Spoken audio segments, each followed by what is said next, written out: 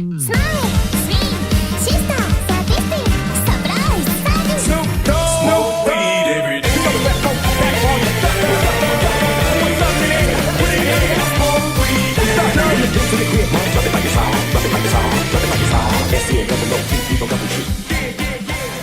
Pernah nggak sih kalian bertanya-tanya, kok bisa ya kita bisa menyelesaikan suatu masalah yang belum pernah kita alami?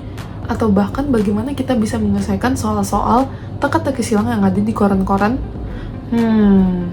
A few moments later. Nah, kenalin nih Bapak Raymond Bernard Kettle. Beliau ini punya penjelasan terkait pertanyaan-pertanyaan kita tadi. Mau tahu lebih lanjut?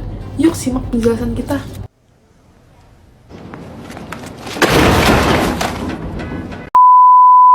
Raymond Bernard Cattell mengembangkan teori Spearman tentang General Intelligence. Menurut Cattell, General Intelligence adalah dua hal yang berbeda tetapi tetap berkorelasi, yaitu Fluid Intelligence atau GF dan Crystallized Intelligence atau GC.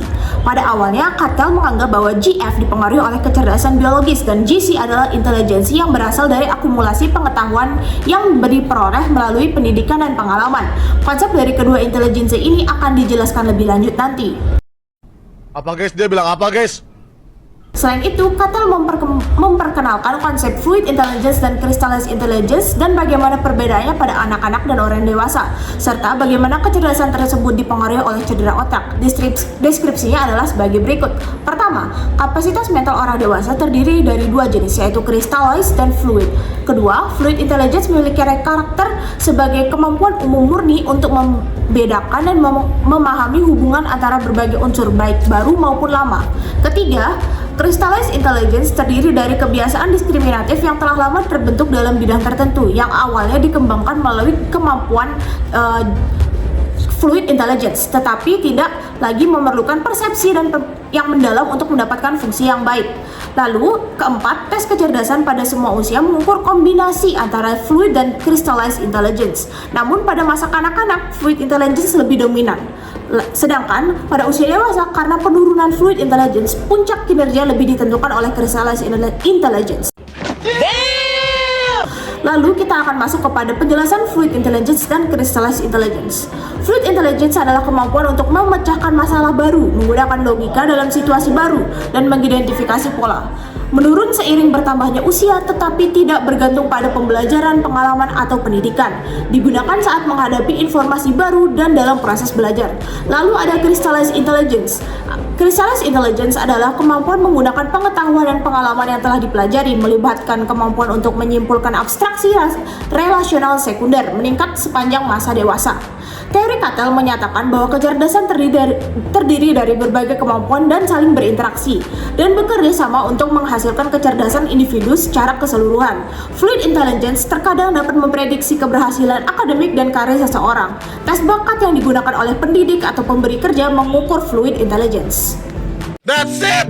Oh my god, what is that? Oh my god, what is that? 2,000 years later. Kecerdasan fluid dalam kehidupan sehari-hari mencakup kemampuan untuk menghadapi dan memecahkan masalah baru yang tidak terstruktur. Kecerdasan fluid itu penting dalam kehidupan sehari-hari karena memungkinkan individu untuk beradaptasi dan menemukan solusi di berbagai situasi yang tidak terduga. Nah, contoh dari kecerdasan fluid itu adalah memecahkan puzzle atau teka-teki logika dengan berpikir kreatif, lalu menciptakan solusi baru untuk masalah yang belum pernah dihadapi sebelumnya. Kemudian bisa juga mengidentifikasi pola dalam gambar atau konsep yang tidak familiar.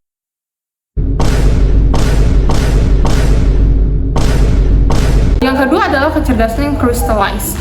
Kecerdasan crystallized dalam kehidupan sehari-hari mencerminkan pengetahuan dan pengalaman yang diperoleh melalui pendidikan dan pengalaman sebelumnya seperti tingkat pendidikan, kompleksitas pekerjaan, dan keterlibatan sosial dan intelektual sepanjang hidup yang pernah dialami. Contohnya itu seperti menemukan jalan di rute yang sudah dikenal tanpa peta. Kemudian bisa juga menggunakan pengalaman dan pengetahuan semasa kuliah untuk mengelola keuangan atau bisnis.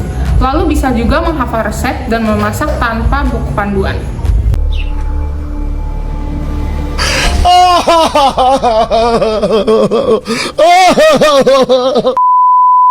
This right here is my favorite thing ever. In the history of forever. I think about this every day. I think about this all night long. I stay awake, not sleeping, because I'm thinking about this. One eternity later. CFIT atau Culture Fair Intelligence Test yang dicetuskan oleh Raymond bertujuan untuk mengukur kecerdasan individu berdasarkan kemampuan fluidnya, yaitu kecerdasan yang berhubungan dengan kemampuan berpikir analitis dan abstrak, tanpa dipengaruhi oleh budaya tertentu. Artinya, tes ini tuh dirancang untuk mengukur kemampuan berpikir seseorang tanpa adanya pengaruh dari latar belakang budaya atau lingkungan tempat orang tersebut berasal. Nah, dapat disimpulkan bahwa tes ini berusaha memberikan penilaian yang lebih adil bagi orang-orang dari berbagai budaya dan negara tanpa adanya bias budaya. Nah, dari CFIT ini ada 3 versi, yang masing-masing dari skill ini ada 4 subtes, yaitu series, urutan, classification atau klasifikasi, kemudian ada metric, yang ada mesin quiz nih yang cocok untuk patternnya, dan yang terakhir adalah tipologi. Nah, yang pertama ada CFIT 1. Fokus dari CFIT 1 ini ke basic shape recognition dan matching pattern. Kemudian CFIT 2 ini lebih ke complex reasoning task kayak identifikasi pattern dan penyelesaian sequence-nya. Dan terakhir ada CFIT 3 yaitu advanced problem solving task. Terus gimana sih masing-masing dari kedua faktor yaitu budaya dan penuaan ini memiliki peran dalam bentuk fluid intelligence? Crystallized intelligence terus berkembang kan seiring bertambahnya pengalaman hidup, tetapi fluid intelligence cenderung menurun seiring usia karena perubahan alami dalam fungsi otak. Nah, hal ini menyebabkan kesenjangan antara apa yang kita ketahui dan kemampuan kita untuk mempelajari informasi baru. Nah, budaya membantu memperkaya dan bentuk pengetahuan kita nih, sementara usia mempengaruhi fleksibilitas otak dalam menghadapi masalah baru. Aduh pusing, pala otak, pala Barbie pusing, bolak-balik, maju, mundur, maju, mundur, maju, mundur. Teori Kettle, Horn, atau Carroll merupakan penggabungan dari teori-teori yang dikemukakan oleh Kettle dan Horn mengenai fluid intelligence dan crystallized intelligence yang kemudian diperluas oleh John Carroll. Teori Carroll atau yang dikenal sebagai teori 3 stratum mengklasifikasikan kemampuan kognitif menjadi 3 tingkat yang bervariasi. Yang pertama adalah stratum 3, yaitu stratum yang mewakili kemampuan intelektual umum atau G, General Intelligence, yang mencakup seluruh kemampuan kognitif seseorang. Selanjutnya adalah stratum 2, yaitu Broad Abilities. Ini mencakup kategori kemampuan yang lebih umum dan lebih besar seperti Fluid Intelligence dan Crystallized Intelligence yang sudah dijelaskan sebelumnya.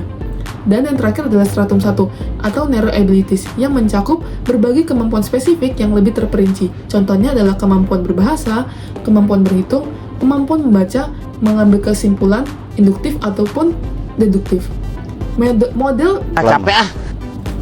Model terbaru CHC saat ini adalah mencakup 16 Broad Cognitive Abilities dan lebih dari 80 Narrow Abilities.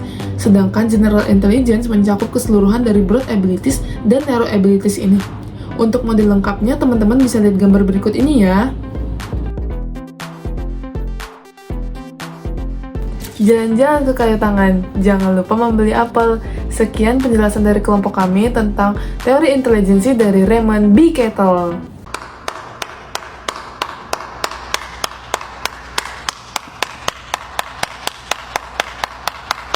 Thank you, everyone! Thank you, Elmore!